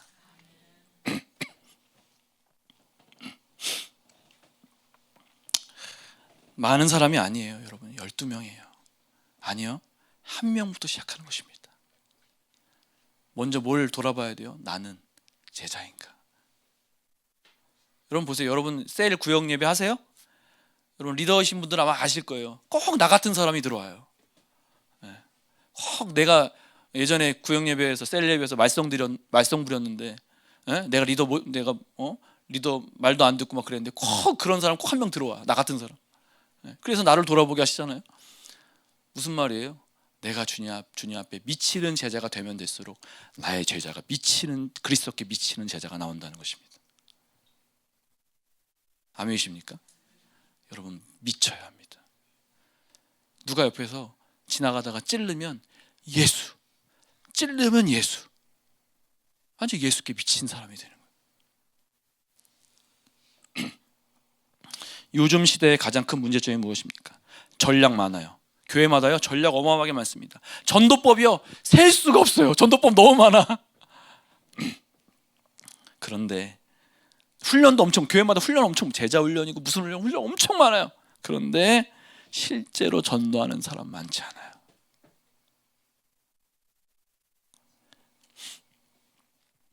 여러분 씨 뿌리는 비유 4가지 아시죠? 예? 자, 우리 한번 여기가 마태복음인가요? 들으라, 씨를 뿌리는 자가 뿌리러 나가서 뿌릴새 더러는 길가에, 더러는 흙이 얇은 돌밭에, 더러는 가시떨기에, 더러는 좋은 밭에 씨가 떨어집니다. 그죠? 근데 여러분 생각해 보세요. 여러분 씨가 뭐예요? 씨는 뭐예요? 말씀은 여러분 흠이 있습니까? 완벽합니까? 확실해요? 진짜 완벽합니까? 가끔 우리가 뿌리는 씨는 약간 안 나는 씨도 있잖아요.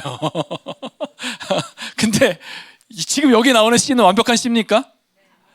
씨 뿌리는 사람은 누구예요? 예수님이 씨를 뿌리세요? 만약에 그 예수님이라고 해봐요. 그 예수님 바보입니까? 여기 농사 다 화분 키워봐서 아시잖아요. 저도 뭐 콩나물도 키워보고 다 아는데 미쳤다고 길가에 씨를 뿌립니까, 여러분? 예? 미쳤다고 가시떨기 밭에 씨를 뿌려요? 미쳤다고 돌밭에 씨를 뿌리는 사람이 어디 있습니까? 씨 뿌리는 사람이. 그런 미친 사람은 없어요. 씨가 뭐 많아가지고 나무 돌아가지고 뭐 아유 뭐라 모르 너무 많다 이거 막 뿌려버려 봐. 이러면 몰라도 아무리 그래도 좋은 땅에 씨를 뿌리죠. 흙도 막 다이소에서 흙을 사다가 막 그 거름을 사다가 그렇게 해야 잘 자라지. 그런데 왜 씨를 다 뿌렸을까? 여러분 씨 뿌리는 비유 여러분 엄청 잘하시는 말씀이에요. 제가 처음 듣는 말씀 드리는 게 아니에요. 여러분 굉장히 처음 듣는 말씀인데 약간 왜 씨 뿌리는 사람이 왜 다 뿌렸을까요? 생각해 본 적 있어요? 여기서 결론은요, 물론 다른 결론이 나올 수 있어요. 근데 제가 생각한 결론은 뭐냐면 씨를 뿌릴 때는 거기가 길가 밭인지 돌밭인지 몰라. 근데 씨를 뿌려보니까 어떤 데는 나오다가 말라버리고 어떤 데는 나오다가 막 잡아먹혀버리고 어떤 데는 나오는데 30배, 60배, 100배 열매가 맺죠. 뿌려보니까 아는 거야. 여러분 씨 뿌리는 비유가 뭐에 비유한 거예요? 우리가 복음을 전하는 것에 비유한 거 아닙니까? 복음을 어떻게 전해야 되는 거예요? 아유 저분은 얼굴도 약간 인상도 쓰시고 저분한테는 전하면 안 되겠다.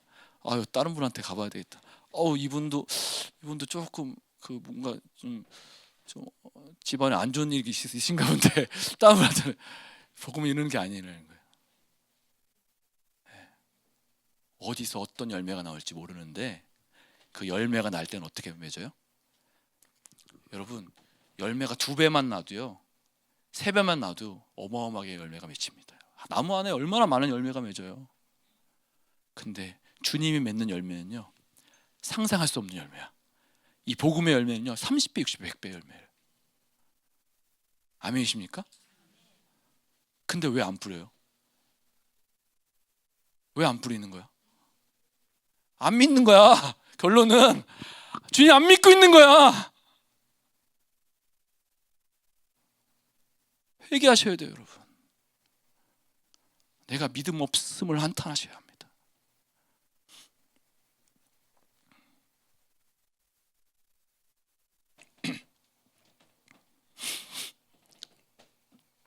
우리는 씨를 뿌려야 합니다. 모든 사람에게, 만민에게 씨를 뿌려야 합니다. 모든 민족에게 씨를 뿌려야 합니다.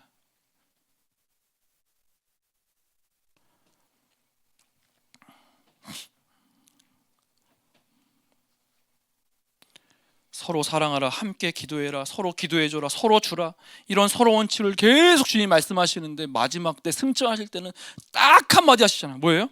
너희는 가서 모든 족속으로 제자를 삼아라. 이거 명령이에요, 여러분. 아유, 저는 아직 거기 그런 정도 신앙이 안 되고요. 저는 달란트가 그런 데 없어요. 저는 아니에요, 여러분. 이 대위임령 앞에 거부할 권한이 우리에게 없어요, 여러분. 이것에 여러분 어떤 모양이든지 쓰임 받아야 합니다. 즐거이, 기쁨으로. 아멘. 그렇다면 자, 우리가 씨를 왜 뿌려야 하는지, 왜 선교를 해야 하는지 이제 대략 윤곽이 잡힙니까? 그러면 여러분 질문은 이거예요. 교회의 존재 이유가 뭐냐?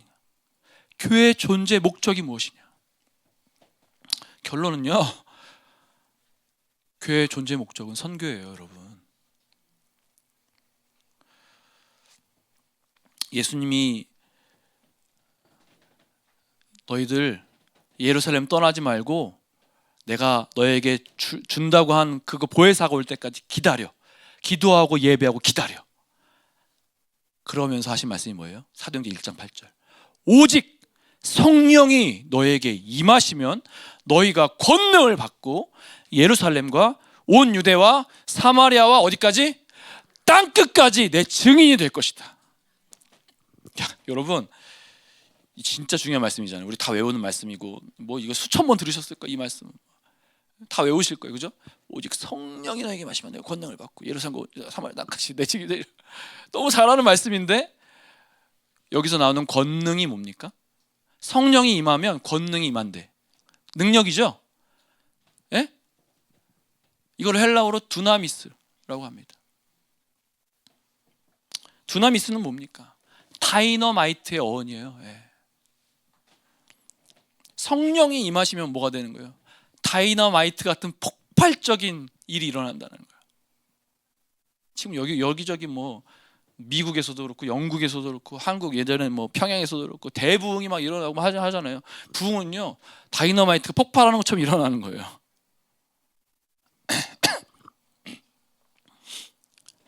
만약에 다이너마이트가 우리 옆에 있다고 생각해 보세요. 여기 옆에 다이너마이트가 있다고 생각해 보세요. 여기 옆에 앞에 있다고 생각해 보세요. 여러분 어떻습니까? 다이너마이트가 여러분 다 도망가실 거예요? 다이너마이트가 있어도요 아무 일도 안 일어나요. 왜 그런지 아시죠? 다이너마이트는요 뇌관에 불을 붙여야 돼요. 그런데 불을 붙이는 것이 무엇입니까? 바로 성령님이 임하시는 것이죠. 성령의 불이죠. 성령님이 임하시면 다이너마이트가 터지는 것 같은 엄청난 폭발이 일어난다는 것입니다. 그 성령님이 왜 오셨습니까? 그런데 그 성령님이 왜 오셨냐 이거예요. 성령이 임하시면 너희가 권능을 받고, 자 권능을 받은 목적이 뭐냐? 너에게 권능을 준 목적이 뭐냐? 성령이 임한 목적이 뭐냐라고 할 때 예루살렘과 온 유대와 사마리아 땅끝까지 뭐가 된다? 너희가 내 증인 될 거다. 여러분 비즈니스고 뭐고 자식이고 그게 아니에요. 1번은 증인 되는 거예요.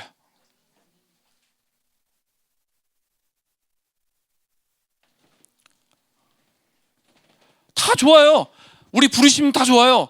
나는 학교 선생님 부르심이 있고 뭐 직장인의 부르심이 있고 나는 사업의 부르심이 있고 뭐 나는 우리 아이들 잘 키우는 거에 부르심이 있고 다 좋습니다. 그런데 뭐예요? 증인되는 삶이라는 거예요. 그게 성령이 우리에게 임한 목적이라는 거예요. 그럼 다시 말해서 내가 증인으로 살지 않으면, 증인은 뭐예요? 순교자라고 얘기하는 거예요. 여러분, 내가 순교자적 삶을 살지 않으면, 내가 증인의 삶을 살지 않으면 뭐예요? 성령이 아직 내 안에 경험이 없는 거예요. 아직 그분이 충만하게 임하시지 않은 거예요.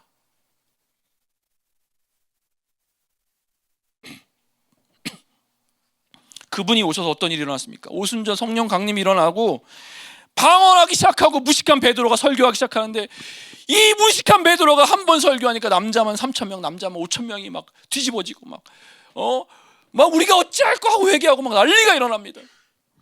다이너마이트가 터졌어요. 그리고 예루살렘과 땅 끝까지 복음이 전파되는데 누구를 통해서 그 일을 하신다? 증인들을 통해서, 순교자들을 통해서 그 일을 하신다는 것입니다. 그래서 성령님이 임하시는 공동체, 여러분 여기 안에 성령님 계십니까? 아멘. 우리 온라인으로도 보고 있지만 여러분 이 함께 보면서 성령님이 느껴지십니까? 그럼 우리의 특징이 뭐예요? 우리의 특징이 뭐냐고요? 모든 민족마다, 모든 내가 사는 도시에, 지역에 다이너마이트 같은 놀라운 역사가 일어나야 한다는 것입니다.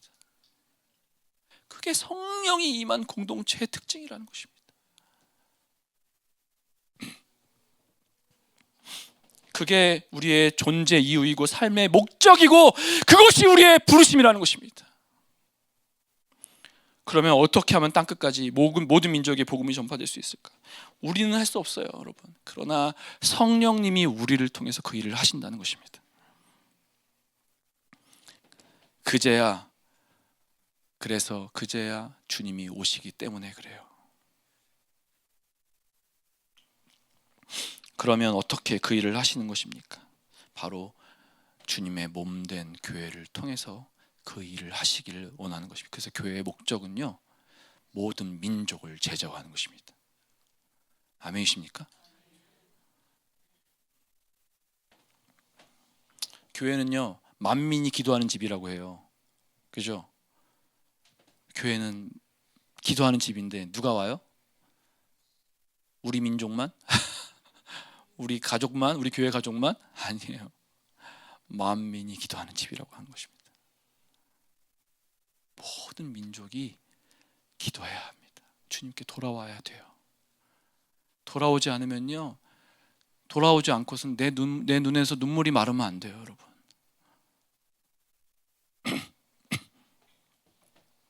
그런데 이 많은 교회가 선교하지 못하는 이유가 무엇입니까?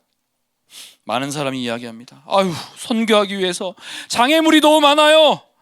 아무리 선교가 중요하고 하지만 이것도 해야 되고 저것도 해야 되고, 아유 우리 신방도 가야 되고 장례식도 있고 결혼식도 있고, 먼저 우리가 안정돼야죠. 우리 50명 100명 이제 개척했는데 조금 안정돼야죠. 이해가 되죠.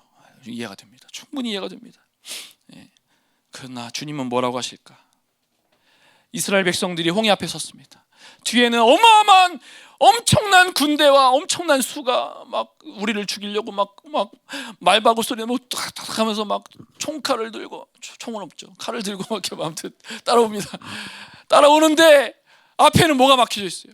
홍해 바다가 막혀져 있어요. 이게 꼭 우리 교회의 장애물과 같은 거예요. 너무 커. 빚도 많고요. 뭐 이게 아직 감당이 안 돼요. 막 너무 힘들어. 홍해 바다 같아. 근데 주님 뭐라고 하십니까? 그 홍해에 길이 있다고 말씀하시는 거예요. 우리가 안 된다고 하는 거기에 길이 있다고 하시는 거예요. 뭐가 있으면? 주님을 믿는 믿음만 있으면, 주님이 선교하신다는 믿음만 있고 우리가 거기에 우리의 삶을 드리기만 한다면, 너희는 가서 모든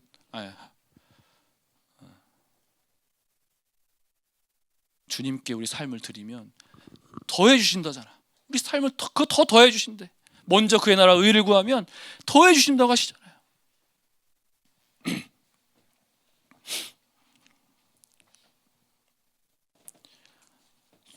주님이 가라고 하면 가면 돼요. 선교하러 가라고 하면 가면 됩니다.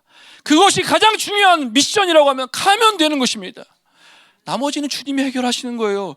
그거 주님의 문제지 우리의 문제가 아니라는 것입니다. 아무리 바다가 앞을 가로막혀서 바다에 길이 있는 거 누가 알았겠습니까? 그러니까 이스라엘 백성이 기적을 경험한 거예요. 애굽을 나왔잖아. 그래도 순종했잖아. 여러분, 먼저 순종해야 길이 보이는 것입니다. 순종해야 기적과 이사를 볼 수 있는 거예요. 한 번도 내 인생에 기적과 이사가 없었다. 순종을 안 해서 그런 거야. 주님 믿지 않아서. 선교의 비전이 너무 터무니없이 느껴집니까? 가치없게 느껴집니까? 주님을 다시 만나야 합니다. 깊이 만나야 합니다. 그분과 깊은 대화하고 그분의 얼굴을 보고 그분의 심장을 느끼고 그분의 눈물을 보아야 합니다. 그렇다면 자, 이제 교회 목적도 알고 선교 왜 해야 되는지 다 알아. 그러면 어떻게 해야 되는가? 어떻게 선교할 수 있는가? 마지막입니다. 첫 번째는요, 지금 하라는 것입니다. 지금 어떻게 해요, 그러면? 아니, 근데 가족도 있고 먹여야 될 애들도 있고 난 너무 지금 안 되는데요, 어떻게 해? 여러분, 오퍼레이션 월드라는 책에 보면요, 이 4주로 나눠서 이렇게 얘기를 해요. 첫 번째 주는 내가 속한 도시의 선교를 위해서 기도하는 것이고, 내가 속한 도시의 선교를 하는 것입니다. 두 번째는 뭐예요? 내가 속한 나라의 선교를 하는 것이고요. 세 번째는 뭡니까? 3주째는 내가 속한 대륙의 선교를 하는 것이고, 4주는 뭐예요? 또 다른 나라의 선교를 하는 것입니다. 이것을 매일마다 기도하고 실제적으로 그 일을 하는 거예요.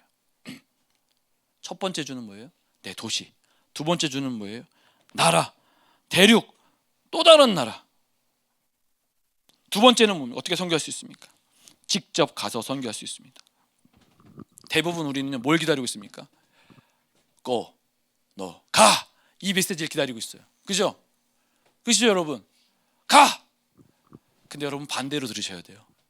너 가지 마. 여기 있어.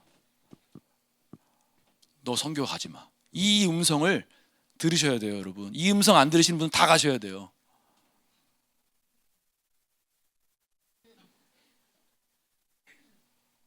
여러분, 아멘이십니까? 제가 허황된 얘기하고 있는 게 아니에요. 여러분 꼬실라제이션 해가지고 제가 뭐 어떻게 해보려고 하는 게 아니에요. 예? 어떻게 꼬셔가지고 제가 여러분 뭐 저한테 오는 이익 하나도 없어요, 여러분. 예?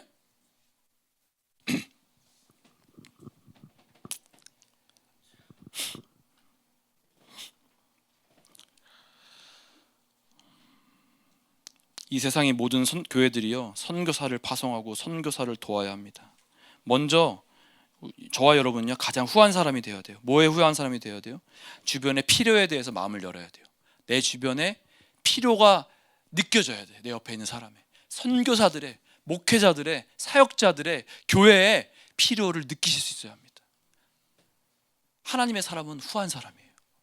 나는 없어도요, 다 주는 사람이에요. 사도행전 2장에 보셨죠?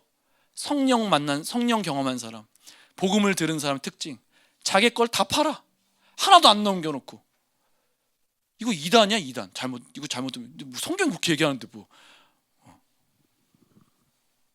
하나도 안 남겨놓고 다 팔잖아. 에? 마음이 예수 믿으면요, 내 것이 아니에요, 더 이상. 제가요, 첫 월급을 받고 주님께 다 드린 다음에 그거에 2배 되는 월급을 3개월 만에 받았잖아요. 받아본 사람은 알아요. 아, 이거 내 거 아니구나. 이거 주님께 드리라고 주님 주시는 거구나. 받아본 사람은 알아. 진짜 받아보. 하나님께 주셨다는 걸 확신하는 사람은 알아. 지가 잘나서, 지가 열심히 일해서, 지가 열심히 돈 벌어서 수고해가지고 했다? 그런 사람들은요, 돈 내기 되게 어렵습니다. 근데 이게 다 하나님의 은혜다. 내가 직장생활 하는 것도, 내가 이 건강 가지고 있는 거 은혜다. 우리 자녀들이 건강한 것도 은혜다 라고 생각하는 사람들은 아낌없이 다 줄 수 있어요. 이거는 경험해 본 사람만 알아요. 제가 그때부터 12명의 선교사를 후원하기 시작했습니다. 그런데 6개월 있으니까 그 돈이 또 올라. 월급에서. 제가 얼마나 주님 앞에 감사했겠습니까? 그런 삶을 청년들이 경험하고 살아야 한다는 것입니다. 우리 세대는요, 다 드려야 돼요. 할렐루야. 그래야 청년들이 저기 하는 거예요. 우리가 정신 차려야 합니다. 세 번째는 뭡니까? 재정의, 금방 얘기했지만 재정의 후원으로 선교할 수 있다는 거예요. 첫 번째는 지금 해야 되는 것이고, 두 번째는 뭐죠? 직접 가서 선교할 수 있고, 세 번째는 뭡니까? 재정의 후원으로 선교할 수 있다는 것입니다. 심는 것과 거두는 것에 정신을 가져야 합니다. 뭐부터 시작해야 돼요? 심기부터 시작하는 거예요. 여러분 거두려고 하지 마세요. 심는 것부터 시작하세요. 뭘 심으실 거예요? 하늘의 곳간에 심으십시오.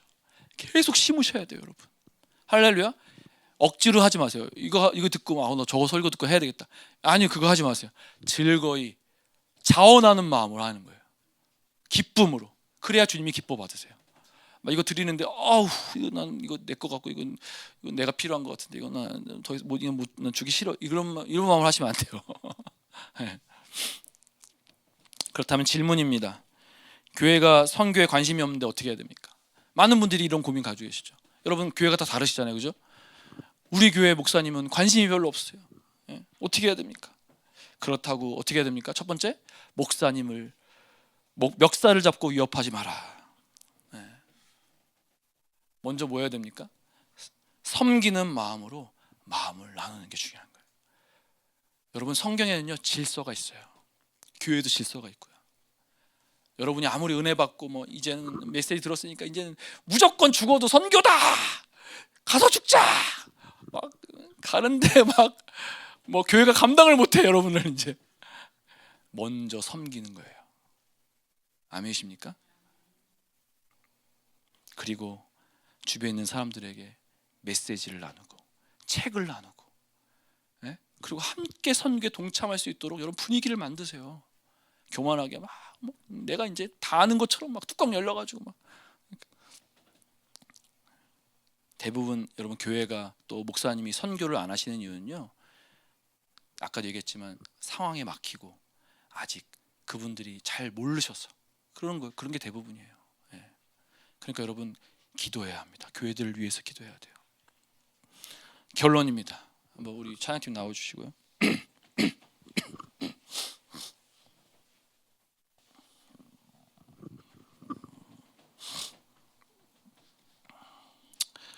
여러분 이제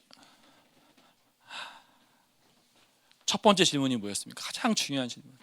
나는 진짜인가? 라는 질문입니다.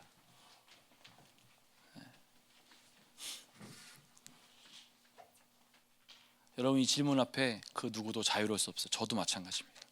날마다 아침에 눈을 떠서 진짜 주님의 사람으로 살아가는 그 일을 시작하셔야 합니다. 억지로 살아갈 수 없어요. 성령님이 내 안에 충만하게 임재하셔야 합니다. 두 번째는 뭐예요? 왜 선교해야 합니까? 여러분 이거는요 해도 되고 안 해도 되는 것이 아니에요. 주님의 갈망이고 눈물이에요. 성령님이 임하시면요 내가 미치는 거예요. 복음이 전해지지 않는 곳에 내가 미치게 되는 거예요. 사도 바울처럼.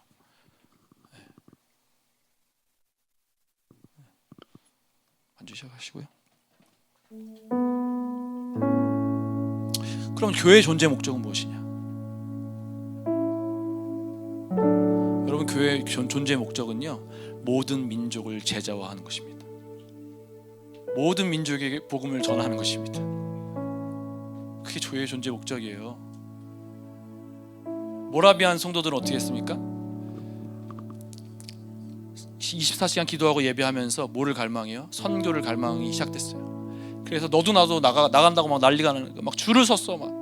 100m 줄을 쓴 거야. 나도 나가겠다고. 근데 다 보낼 수가 있어요? 누구는 보내는 사람 돼야 되고 누구는 가야 되니까 올해는 세 번째 줄까지 가라.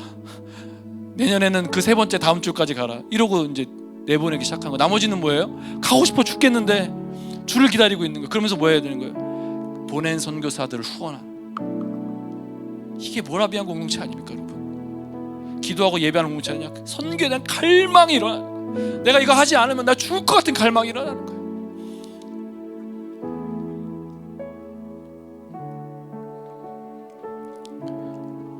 아까도 얘기했지만 주의 백성이 거룩한 옷을 입고 즐거이 헌신할 때 새벽 이슬과 같은 청년들이 죽게 나오는 것입니다. 여러분 회개합시다.